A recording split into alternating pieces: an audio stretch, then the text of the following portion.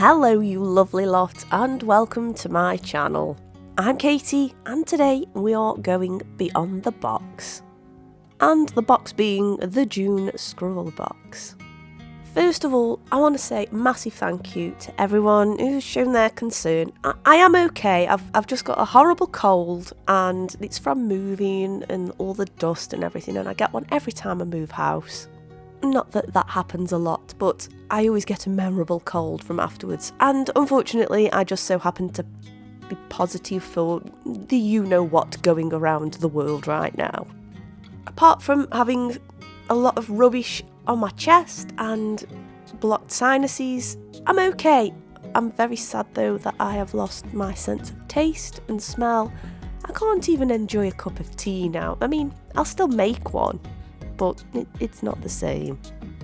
And that will explain why I sound very nasally and very croaky on here.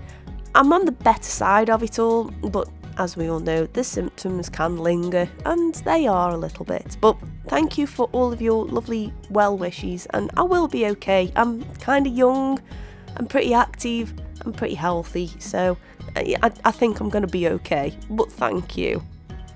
And I truly am thankful that I've got such a lovely little community who can wish me well, so thank you so much. I feel so lucky.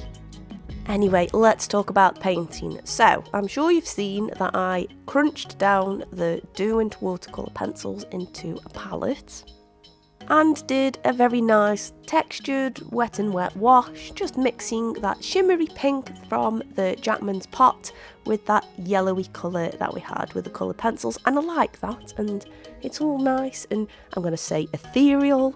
So yeah, that's the ethereal part. I thought I would continue with the scrawler prompt for this one. I know on the SCRAWLRBOX community page on Facebook they do a weekly prompt, and one of theirs for this week was butterfly. I think I have literally just missed it by a day, but I thought that would be quite nice to combine with the actual SCRAWLRBOX prompt. I wanted to create a bit of a silhouette, which is why I used the black watercolour for the dragon, and I used the silver to highlight a nice circle behind it, and then I just thought it would work great with the butterfly wings. Creating, I guess what you'd say is a stained glass effect. So, yeah, let's talk about the house move. So yeah, that all went quite smoothly actually. And it was pretty much all done within a day, which I've never done before. I've usually had a couple of weeks to get prepared and in there. So having to be organised in advance has been completely alien to me, but I am glad I did. I did label up quite a lot of boxes, and I made sure I'd got all my YouTube stuff ready, as well as something to get cracking on as soon as I felt like it. I am still finding my feet though, as well as finding boxes with random things in it, but that is to be expected. I mean, how many times do you find a box when you've moved house, or years after you've moved house, thinking, that's where that went? And I have the feeling I'm probably going to keep doing that for a little while, but at least I know where the majority of my art stuff is. I am going to plan on doing a room tour. And again, this horrible chesty cough, and you know what's up with me. That's kind of stopped me from going to IKEA and actually buying some good storage furniture for my room. Otherwise, I would have had it up and running and you would have been having a lovely guided tour around, well, at least the built furniture. However, as I'm isolating, that has kind of put a dampener on that for now, but good old online ordering has come to the rescue, so I should have some new furniture next week, maybe the week after, and I'll have that all built up and be able to take you around. I'll actually be able to show you some of my other artwork as well. I know some of it is on my Instagram, but there are some bits that I haven't shown on YouTube before, so I guess I can include those in the tour too. But I guess that's it for a life update for now, because really I've been isolating, so I haven't really had much of a life for the past week. Oh well, at least I got some unpacking done, right? Anyway, let's talk a bit more about the painting, shall we? I thought by painting the dragon black again would create a really nice silhouette, as well as perhaps making those wings stand out a little bit more. I know on my first piece that I did with this box, the black was more in the background. Well, I wanted it to be more of a feature this way, and it also made all of those lovely colours stand out too. Now, for any of you who were wondering what happens if they dry out, well, some of mine did a little bit in transit, and I'll be honest with you, they came back to life no problem with a bit of clean water and a good stir. The silver and pink remained pretty gooey still, but I just needed a few drops of water. The green, I wouldn't say it was completely solid, but it wasn't really quite runny, and I know it was like that when I had the box. But after a bit of water, it was absolutely fine to work with. I still do think though that the coloured ones don't quite have as much sparkle, and I'm not feeling bad about that, to be honest, because I actually really liked the colours more than the sparkle, so I don't feel like I've lost anything there. I also really like how the colours interacted with one another. The paints and the coloured pencils blended beautifully, and I had such a nice gradient created on these butterfly wings too. The only thing I'm not a massive fan of when it comes to using watercolour pencils is actually using them on watercolour paper.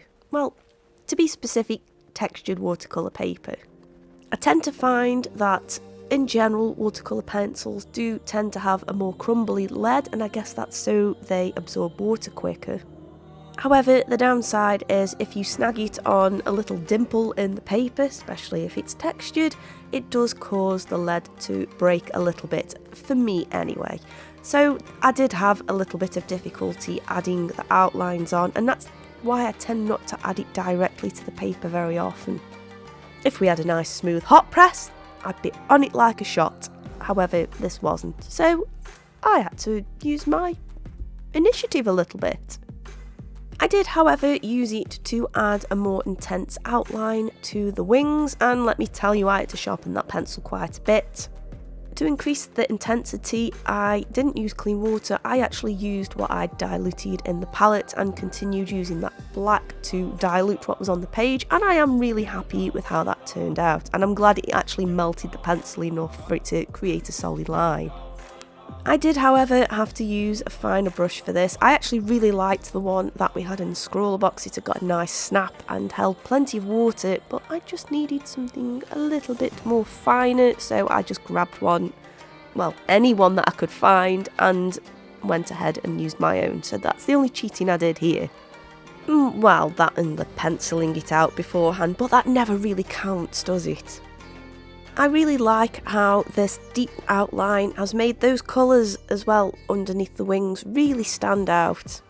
I felt on my first attempt with this box I struggled to really get the most out of those colours, and maybe that's just because I was worrying about moving house, and literally as soon as I'd finished that box it went into another box. So I think just taking that break, taking a little step back and then coming back to it with fresh eyes has really made me make the most of the supplies. Now, one thing that I really quite like about these little Jackman's paints is how opaque they were, as well as translucent. I know they were made with mica powders, but they did also include pigment information as well, so you kind of get the best of both worlds. I thought they stood out beautifully on the dragon itself and worked really well to give the impression of a little bit of light reflecting on the scales. Again, the silver one was the stronger of the three, but the other two colours still did show up quite nicely, and I really like how that's kind of reflected in the wings as well. It's sort of got this nice iridescent quality to it, which I also think can have a nice ethereal quality to it as well. I thought by adding some scales in though, it would just help to differentiate the areas between where the wings are and the dragon's body are, and I guess give an impression of a different texture, because I want them wings to look smooth and obviously the dragon to be scaly. And I also like as well, and you'll see at the end of the video, how nicely the light catches on there when it's just sort of moved around underneath the lamps on my desk. It does look quite lovely actually, and I like that interaction when you've got a bit of sparkle on a painting. For the perch that our little butterfly dragon is on, I used the black coloured pencil to just add a very even base layer and rather than using the black that I had diluted in the palette, I opted to use the blue to melt what I'd put down. You know what I mean. I did think about using the green, but I thought maybe them sparkly bits might just be a little bit too distracting having it on a whole area like that, so using the blue worked much better and it just ever so subtly stands out from the dragon. Also, if I had used that green, it would have made the next stage that I add to the branch a little bit obsolete, and I didn't want to do that. I quite like the little silver details in there that I put on there, just to highlight the reflections and add a little bit more form to it. As you can see from the butterfly's wings, you can see how well that silver stands out, and I thought that would look awesome on the branch as well. And whilst that was drying, I took the opportunity to add a bit of a rainbow for the dragon's eye as well, and again, merging all of them colours together. So I'm going to assume the majority of you guys have received your SCRAWLRBOX now, and I guess I can fairly ask now, how did you get on with the supplies and what did you think of them? I know I asked this on my earlier video, but hey, a little bit of time's passed and I know a few of you who don't live in the UK have to wait a little longer. And of course, I understand perhaps might have to wait a little while longer after this video, but let me know what you think, any of you late arrivers on the SCRAWLRBOX scene. I still enjoyed this box. I love the fact that I was introduced to something new, something I'd never heard of, and hey, you know, I like a little bit of sparkle as well. And I still think it was really good value for money. Anyway, we are pretty much done for the painting side here. I really love how sparkly this is, and you'll see just in a second when I pick it up with my hands and move it around, and I just love how that silver really stands out. It just really catches your eye, and I appreciate that, and I enjoyed these supplies, so they got a thumbs up from me.